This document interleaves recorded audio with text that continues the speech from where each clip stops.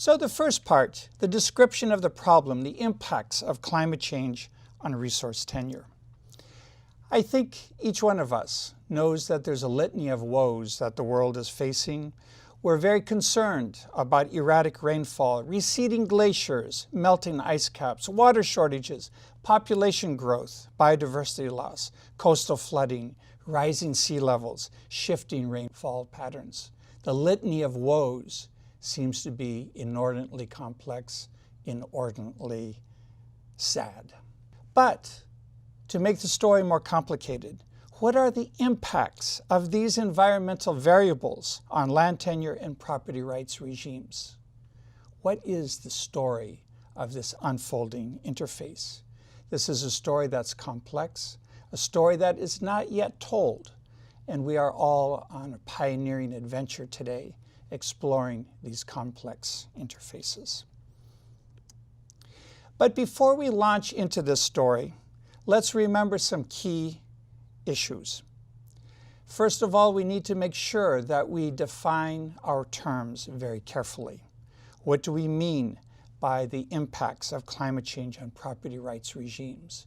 Remember back to the previous sessions for this course where we talked about bundles of rights to privately held land or other natural resources.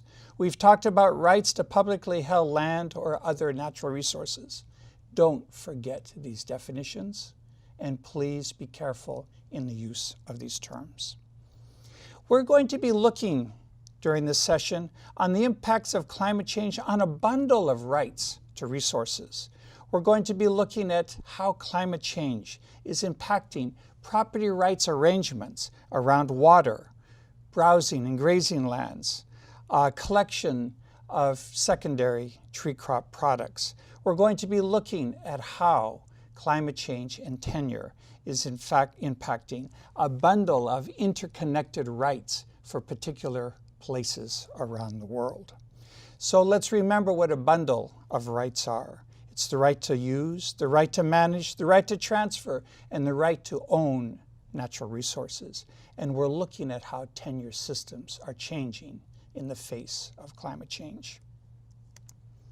So the key question today is, how are statutory tenure systems changing, and how are customary tenure systems changing?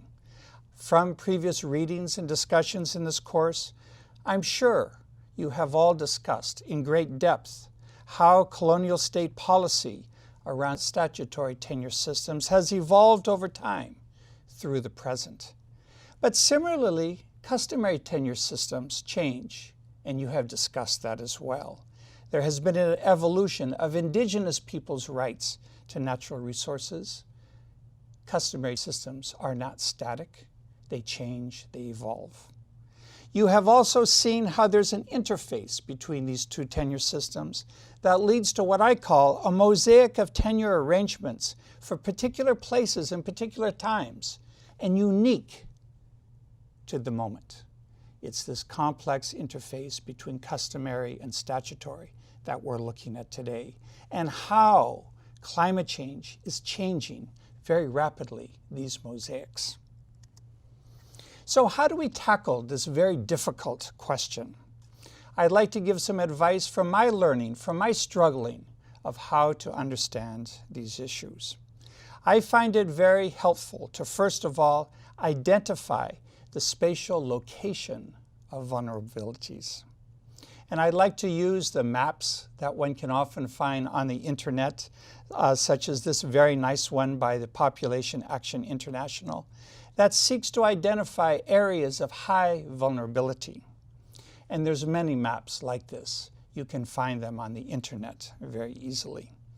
But this particular map is very interesting because it tries to map where the countries are that experience the highly contentious, difficult, serious issues of high population growth and high decline in agricultural production, where there's also problems of resilience to climate change.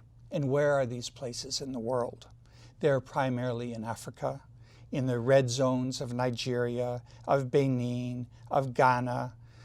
They're also in the subcontinent of India, parts of Latin America as well. So by identifying the areas of greatest vulnerability, we can be quite sure that the poor are going to suffer the most from climate change. And our hypothesis is that land tenure and resource management issues are evolving very rapidly in these areas of high vulnerability.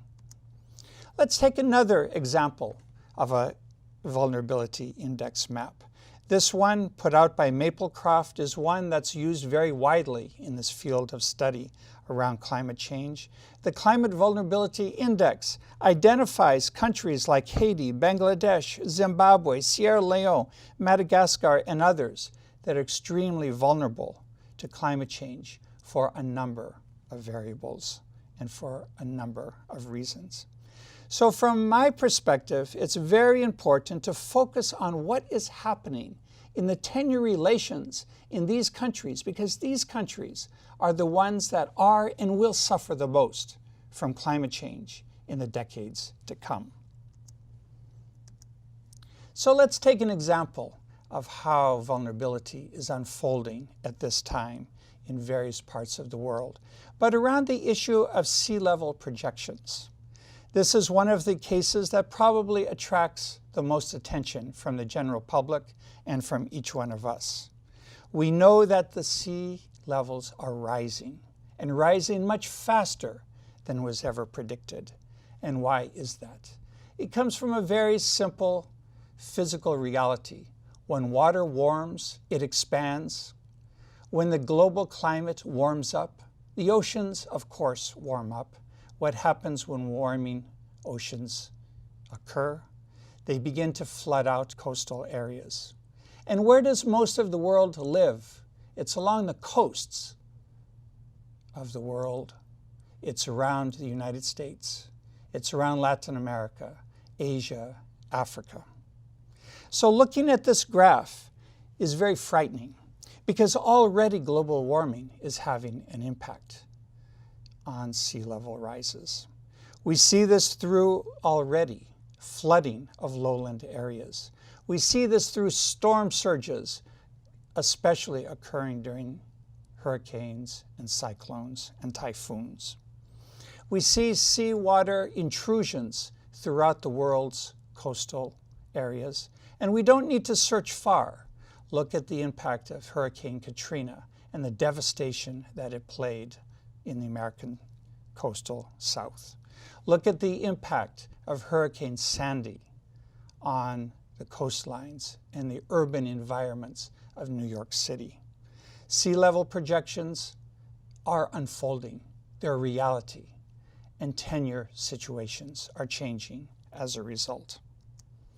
So think about it for a few minutes of the regions vulnerable to sea level rise and how tenure systems may be evolving at this time. Look at the red points around South Florida, around New Orleans, around New York City, around Washington, D.C., and take a minute to think about the impacts that you have observed through your own general reading of newspapers and journals on what is happening to land value and settlement patterns and public policy. Think about the changes that are occurring around New York City as new zoning regulations are put in place to deal with the catastrophes that occurred during Hurricane Sandy.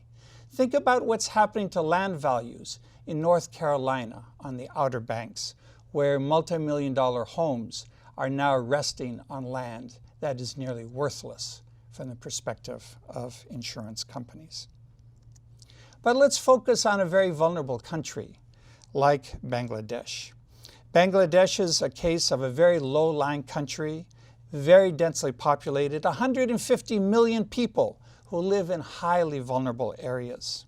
Remember back to news reports of periodic cyclones and hurricanes that come through this part of the world, and the massive destruction that's been created as water flows from storm surges up into the deltas, flooding out millions of hectares of land, not only in Bangladesh, but in neighboring Myanmar. Think about the social costs as people leave flooded out, salted out rice fields and try to find other places to live. Now think a minute about what would happen if sea level rises increase by another 50 centimeters. How much land will be flooded out? And most importantly for our discussion today, where will those people move? Where will they find land? Where will they settle? What about the poorest people who generally live in the most vulnerable areas, which are areas that can be flooded very easily during heavy rainfall and are affected even more by cyclones? How will they find land? And what will the wealthy do with the assets that they have? Certainly, we know the answer. The wealthy will probably survive. They will be able to buy land of higher value that is higher up away from flooding. And the poor, where will they go?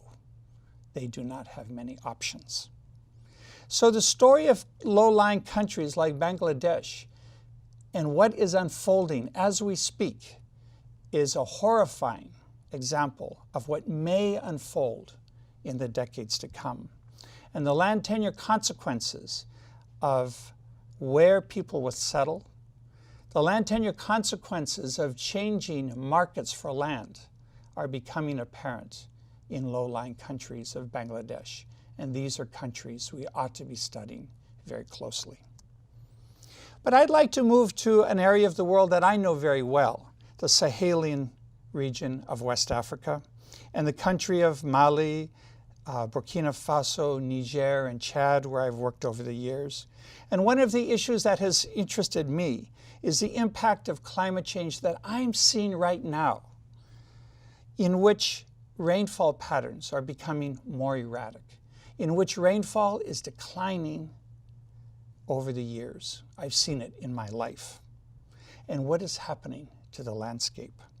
We are beginning to observe the massive rush of rural people towards lowland depressions, where these depressions, these lowland, they call it in French mares, or these lowland bas-fonds, or these lowland floodplain areas are being captured by land elites and converted into dry season rice and horticultural production.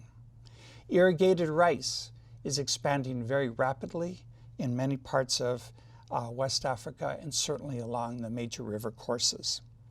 And this capture of the land by those with assets is pushing off people.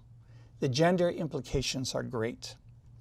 On the positive side, women who have assets are entering into horticultural production, both growing vegetables and marketing vegetables, and many are making a good penny.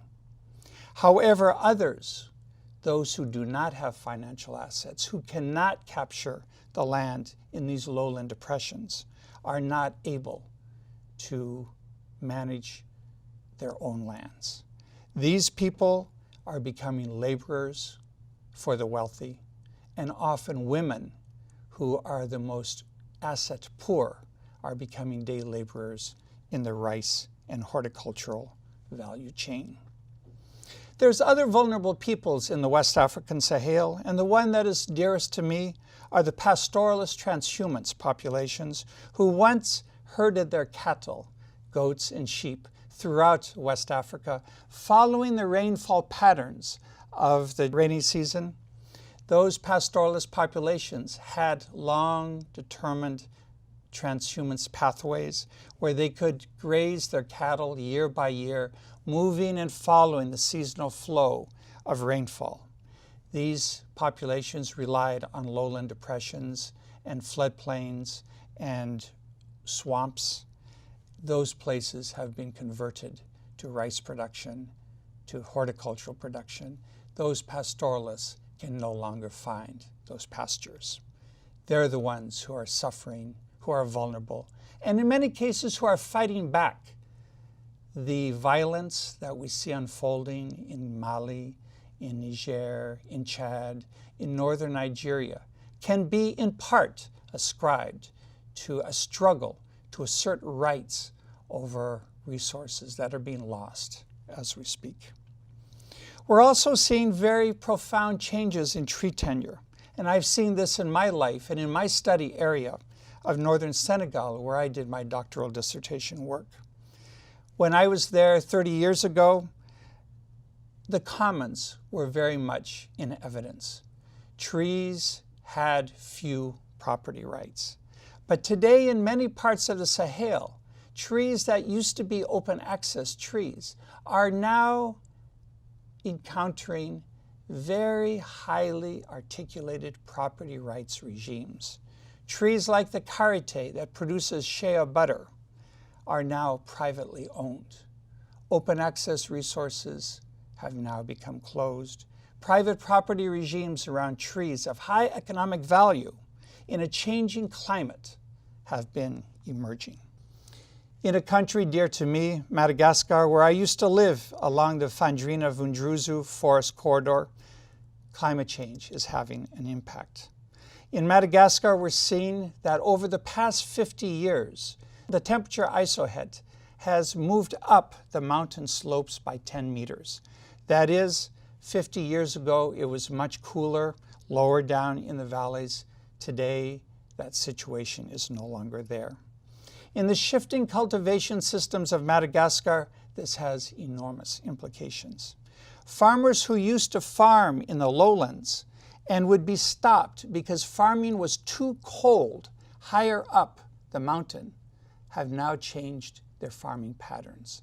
As the environment warms, as the seasons become warmer, they are moving up the mountainside, and many of these mountainsides are national parks, and they're moving up and into national parks. As agriculture becomes more profitable and productive, because the growing season is warmer, farmers can move into areas that used to be environmentally off limits. We see this type of phenomena happening around the world with massive ecological implications, with massive social implications. For Madagascar, it's setting up for a major fight. A fight between the state that's trying to protect the boundaries of the National Park of Ranamafan and the people who live in the buffer zones, who struggle for food security and see the forest as their last reserves of soil fertility that they need for the slash and burn agricultural system. Climate change is unfolding now. It's not a factor of the future.